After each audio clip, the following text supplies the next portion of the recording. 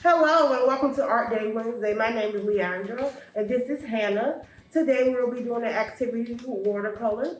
Hannah, have you ever done an activity with watercolor? Yeah, so I actually love watercolor. What about you?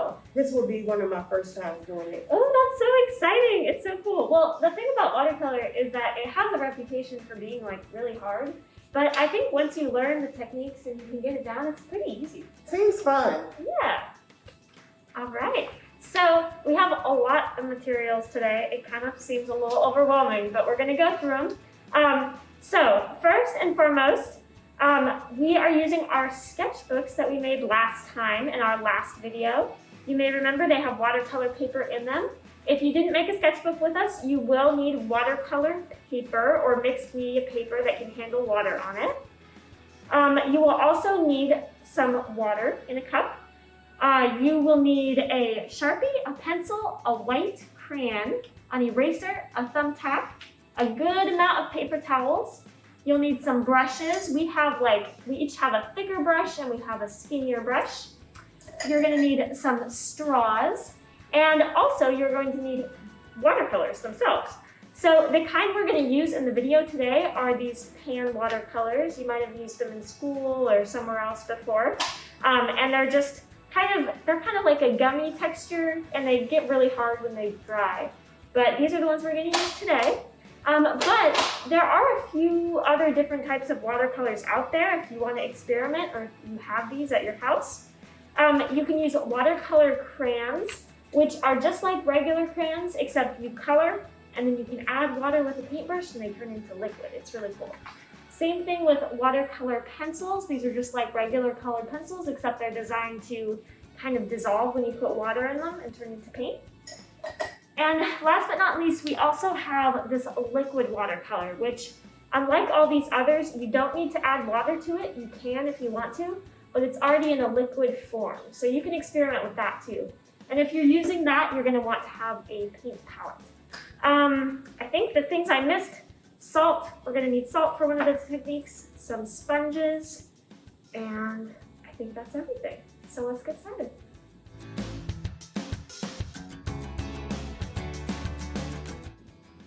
All right, so we're gonna do one of the most basic watercolor techniques, and it is called a wash, just like you wash your hair. So what we are going to do, I'm going to take a kind of a thicker brush. I'm gonna get some water on that brush. I'm gonna go into one of my colors, just like that. And I'm just gonna paint a nice even coat of that color. And with watercolor, the more water you use, the lighter your color will be, and the less water you use, the more intense, the more saturated your color will be. So if you want a really light kind of pastel color like I've got going on right here, you're gonna want more water. And if you want a darker sort of color, you're gonna want less water. But that's the really basic wash, and we're gonna use this for a few techniques coming up as well. Wet on wet is you would need your paint, your brush, and your scrapbook. You would need to apply your paint brush on a wet surface.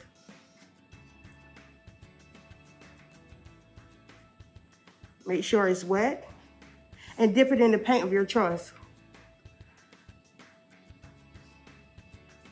You're going to apply the paint over the wet surface, and you can see the paint as it drips and make some exciting. You can make different dots into your watercolor. It may make a tie-dye effect, which is pretty cool. There you have it.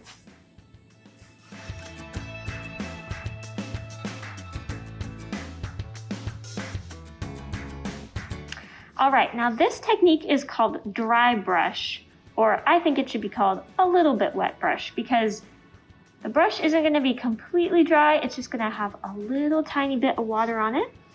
Then you're gonna go into one of your colors, And you'll notice that I've used pretty much the least amount of water possible.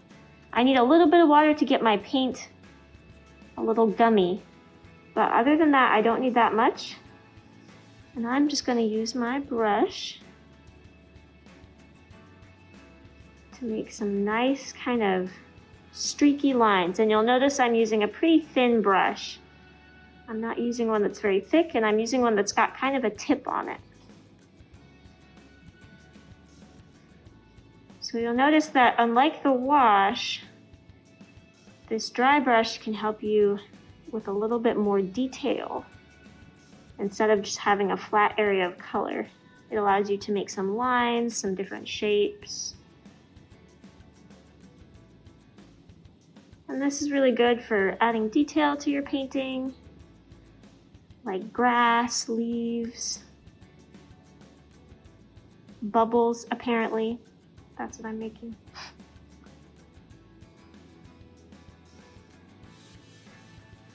Yeah.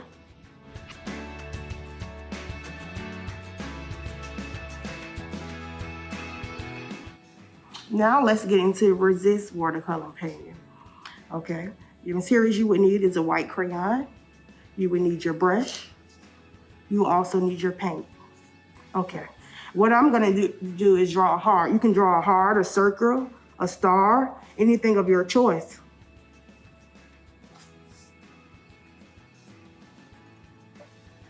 I'm gonna take my brush and I'm gonna dip it into the color of my choice.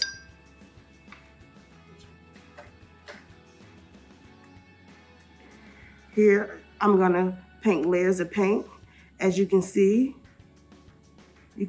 the heart.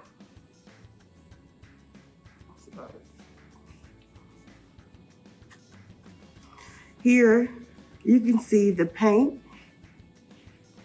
The crayon actually repels the water. Crayon is made from wax, so the wax actually repels the water, making it into the heart shape form. And there you go.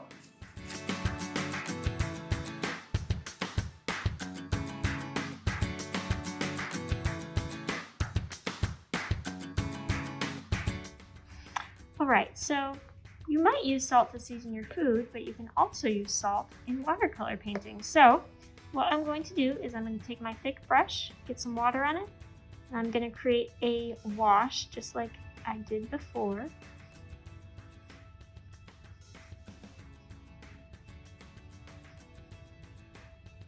You'll notice that paint is pretty wet. So while that paint is still wet, I'm going to take a little salt and I'm going to sprinkle it on. You might not be able to see it from there. But once you sprinkle it on, salt does something really interesting where it kind of sucks up the paint. And so when this dries and when you wipe all the salt off, you can just use your hand or, paper towel. You'll notice that it has a little bit of like a speckly pattern that the salt leaves behind. So you want to make sure that it's dry before you brush any of the salt off. But this can be a good way to just create some texture, create a little bit of negative space in your painting. All right, so we've wiped all the salt off after it's dry, and you'll see that it leaves this really cool kind of organic speckled texture. So salt can be a really good tool for your watercolor.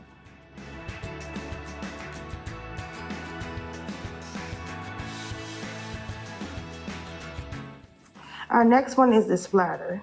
I'm gonna use the first technique that I did first, which is the wash. I'm gonna take my brush and I'm just gonna dip a little at the edge of the brush. I'm gonna dip it in the paint. I'm gonna take my thumb and I'm gonna move it on the bristles. Too much. As you can see, the paint is splattered. I'm gonna use a little more.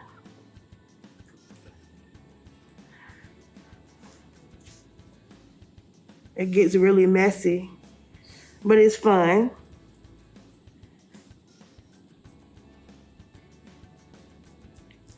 And there you have it.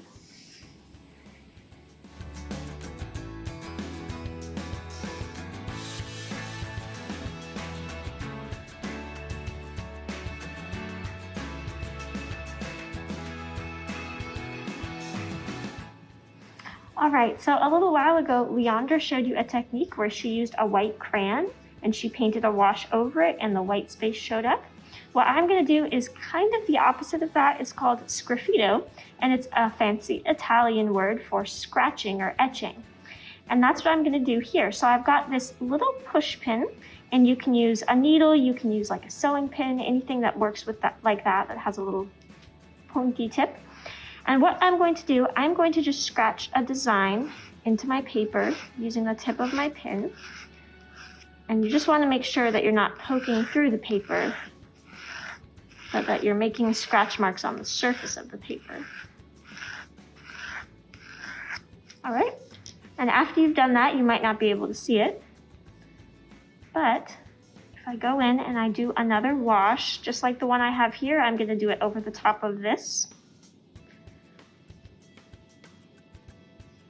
And you'll notice that my scratch marks become darker when I put paint over them. So instead of the resist where it becomes lighter, the marks become darker. So this is a really good way to add some extra texture, to accentuate some dark lines. It can be a really good way to do grass or sticks. But yeah, it's pretty nifty.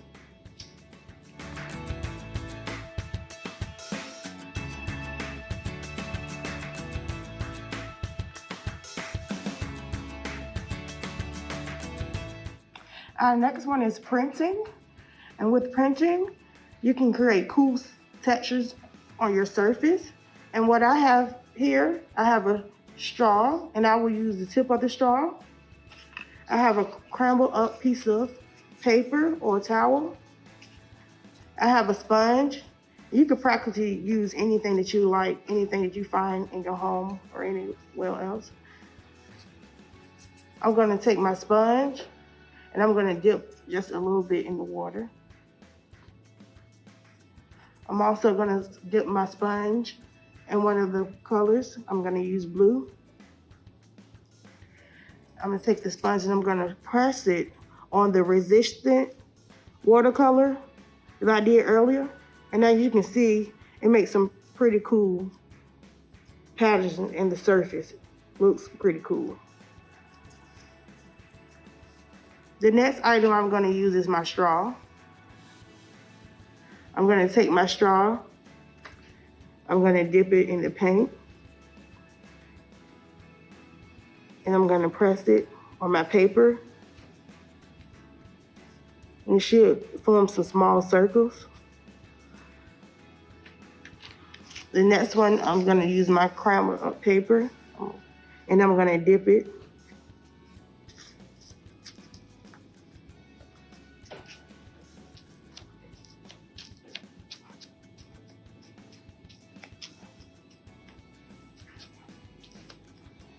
And as you can see, it made some pretty cool patterns. There you go.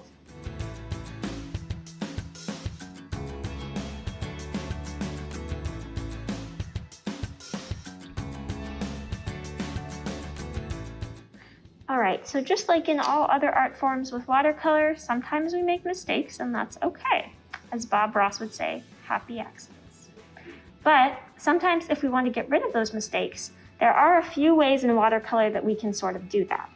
So say that I've painted this green here.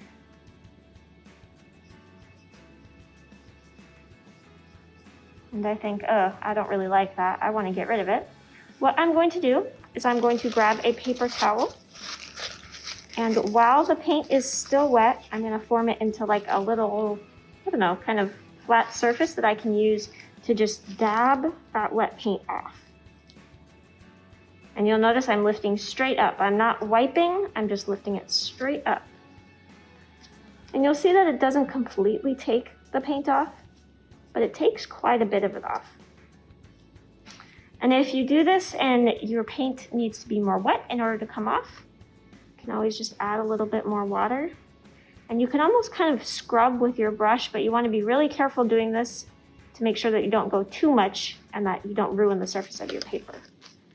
If I scrub a little more water, you'll notice that a little more paint comes off. So if you really wanted, you could really gently, little by little, get wet and then dab with your paper towel, and then get it wet and then dab with your paper towel. So it can be a really good tool as kind of an eraser for watercolor. All right, well, I hope you enjoyed working with watercolor today. Leondra, how did you like it? I really enjoyed it. One of my favorites, I would say, is the splatter paint. I Oh, really yeah. liked it. That's fun. That one is super fun. Yes.